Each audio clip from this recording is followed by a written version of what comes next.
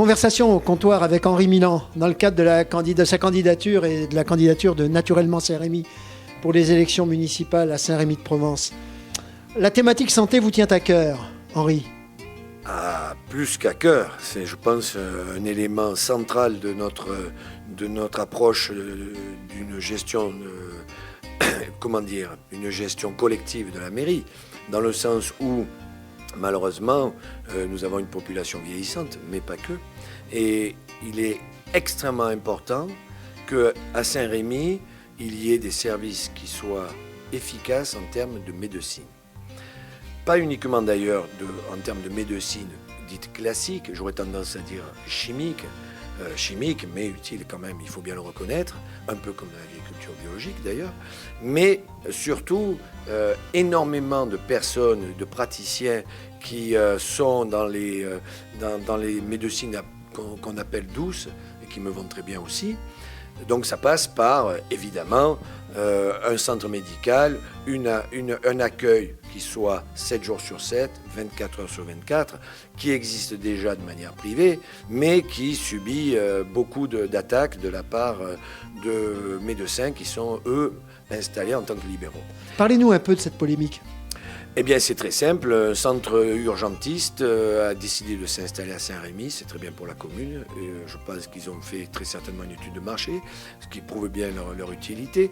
Et très vite, il est apparu que ce centre urgentiste qui possède en son sein un appareil de radiographie et un appareil analyser le sang, faisait de l'ombre à certains médecins.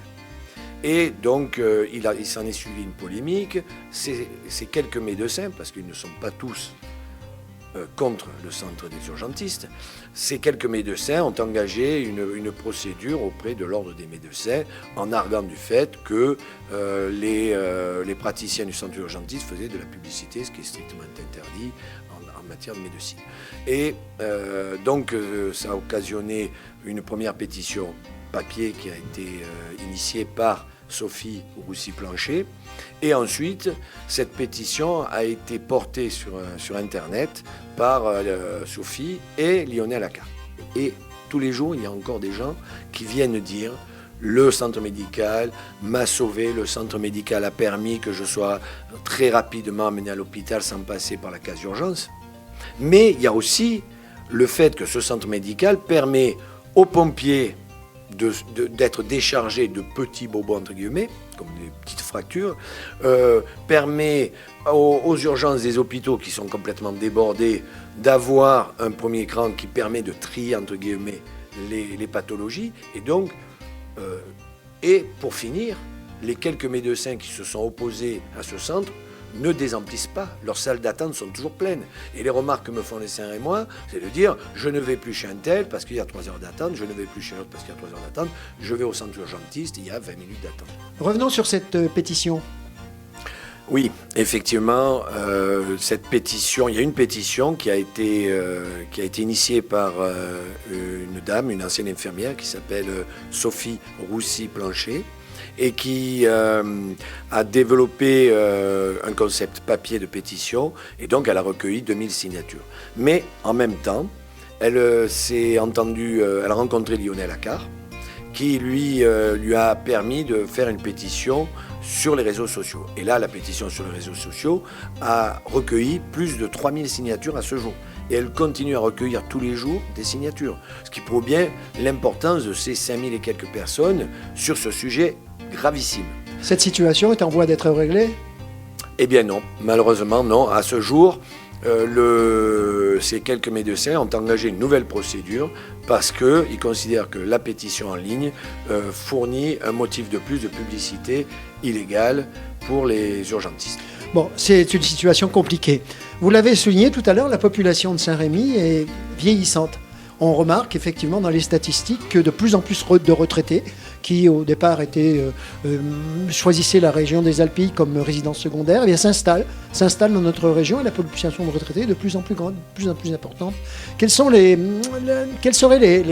les perspectives à observer pour pouvoir leur amener à cette population de retraités grandissante un panel de loisirs et d'activités pour pouvoir les conforter d'être maintenant de nouveaux habitants et des habitants actifs dans notre ville. Au départ, ça commence par permettre à ces personnes âgées de rester chez elles le plus longtemps possible.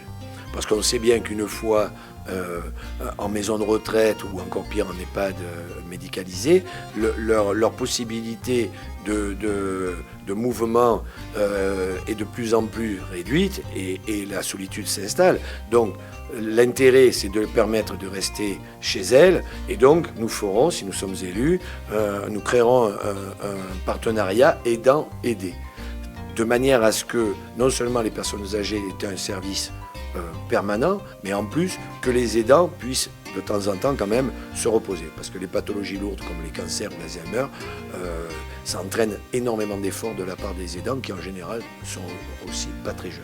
Ça, c'est une première chose. Et la deuxième chose, c'est qu'il faudra effectivement à un moment donné prévoir une nouvelle maison de retraite, ou un nouvel EHPAD.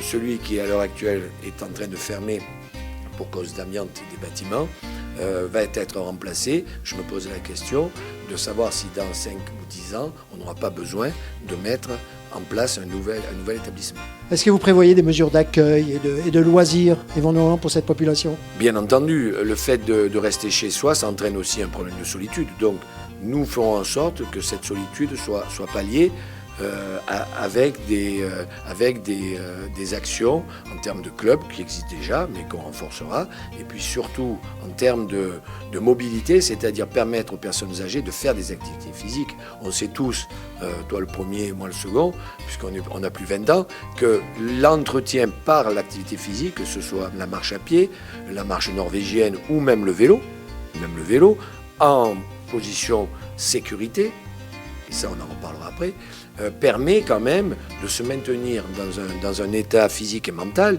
qui est extrêmement intéressant.